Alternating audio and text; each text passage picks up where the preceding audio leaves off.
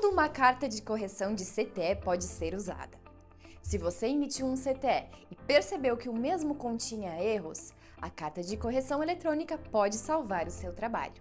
Mas apesar de estarmos falando de uma situação relativamente comum entre as transportadoras, ainda há dúvidas em relação ao que pode, ou não, ser corrigido através desse evento. Eu sou a Luísa aqui do Simples CTE e eu vou te explicar o que você precisa saber antes de começar a emitir uma carta de correção para conhecimento de transporte eletrônico.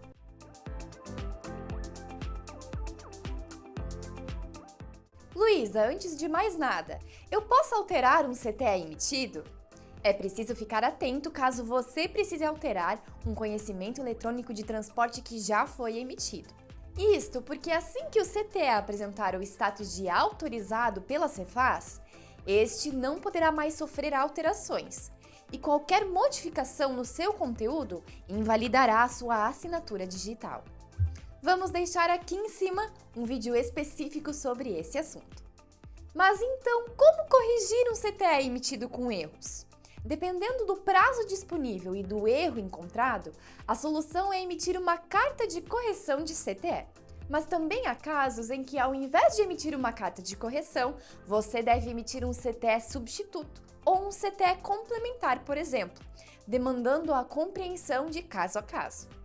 Carta de correção de CTE, quando pode ser usada? É verdade, nem todos os campos do CTE podem ser corrigidos através de uma carta de correção eletrônica. Porém, aqueles que não forem vedados pela legislação, permite-se o seu uso sem maiores problemas. Após o uso do CTE ser autorizado pela Cefaz, o emitente poderá corrigir erros em alguns campos específicos através da carta de correção de CTE, desde que dentro de um prazo determinado. Se você já utiliza o software emissor Simples CTE, poderá realizar este processo de um jeito muito simples e prático, através do seu painel. Para saber mais, é só clicar no link que deixaremos aqui embaixo do vídeo. O que não pode ser corrigido pela carta de correção eletrônica?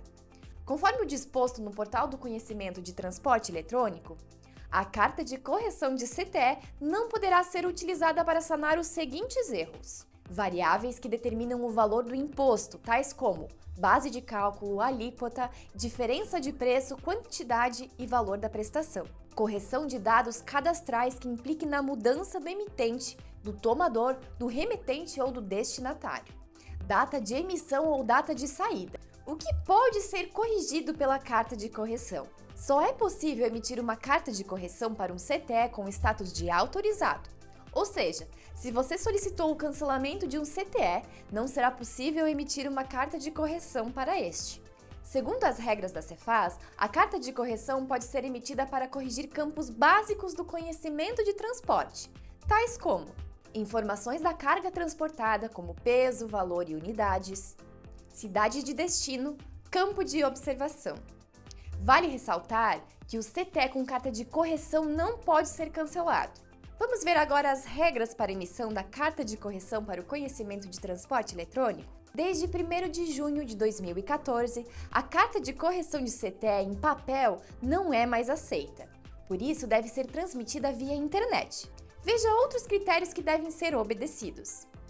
A carta de correção eletrônica deve obedecer o layout estabelecido em ato COTEP. Deve conter a assinatura digital do emitente, certificada por entidade credenciada na ICP Brasil. Ser transmitida via internet, criptografada ou com protocolo de segurança. O texto da carta de correção de CTE deverá conter no mínimo 15 caracteres e, no máximo, 1000 caracteres. Se houver mais de uma carta de correção para um único CTE, todas as informações corrigidas devem ser consolidadas na última carta de correção que for emitida.